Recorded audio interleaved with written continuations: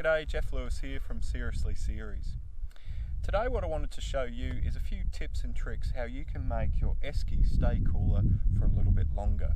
And yes, some of you may also call it an icebox too. So join me as we have a little bit more of an in-depth look at the humble icebox, or here in Australia, the humble esky.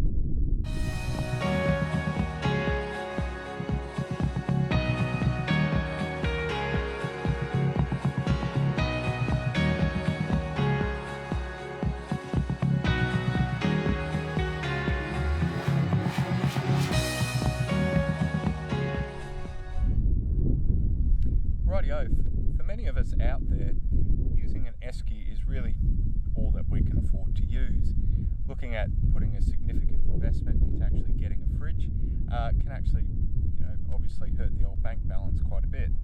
And to be honest, you can get away with an esky just fine, or an icebox. I've had this one, as you can see, for many, many years, and I'm out here in the Great Victorian Desert. And I've been out here for about 3 days now, and the esky is still nice and ice cold. And I'm going to just touch on a few little tips that many of you may know, but the last tip I bet is one that you haven't heard of, so bear with me. So when it comes to actually filling up your esky and getting all prepped for a trip, there's a couple things you can do. You can obviously go out and buy yourself a bag of ice, but one of the best things that you want to do is actually keep the ice in the bag itself, because it actually forms one large blob. And if you think of it, one large pack of ice, there's less surface area around that than there is compared to each individual cube. And basically, look at how people did it back in the day.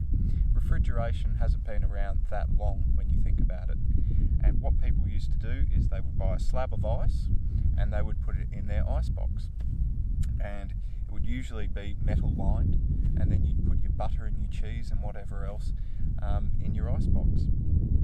So you'd have an ice merchant come round probably once a week. So once again, we're not reinventing the wheel here.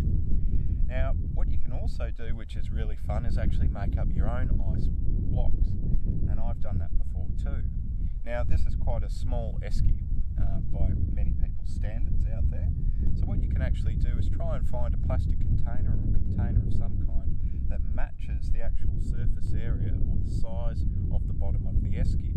Now, if you make 2 or 3 ice blocks to go in there, and they're about yay thick, yay big, that's going to last a heck of a lot longer than just getting a heap of ice cubes from an ice machine or out of a pack of ice and just shoving it in your esky. That's only going to last a couple of days.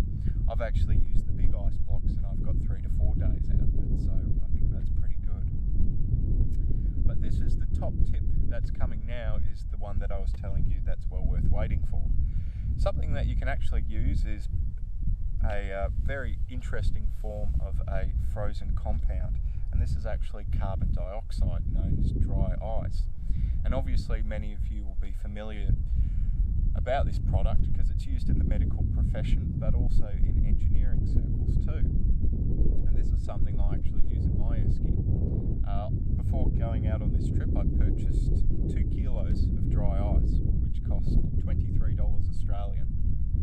Now, if I'm out on a big trip, you can pretty much go through a bag of ice a day if you're opening the esky and shutting it and all the rest. So it's lasted 4 days, and I'll show you this now. I've got a lamb roast in here, and that's rock solid. That's still frozen. The only problem is, because I was experimenting, it's also frozen my beer. So I've got a beer lollipop now, icy bowl. But a really, really effective method. You think $23 is expensive, divide that over 4 days. If you're paying $4 for a bag of ice, that's about what, 18 bucks, something like that.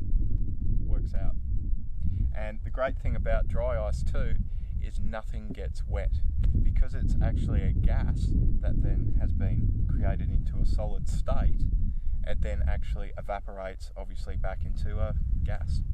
So you have no soggy butter, no soggy cardboard boxes or anything like that. Clean and effective.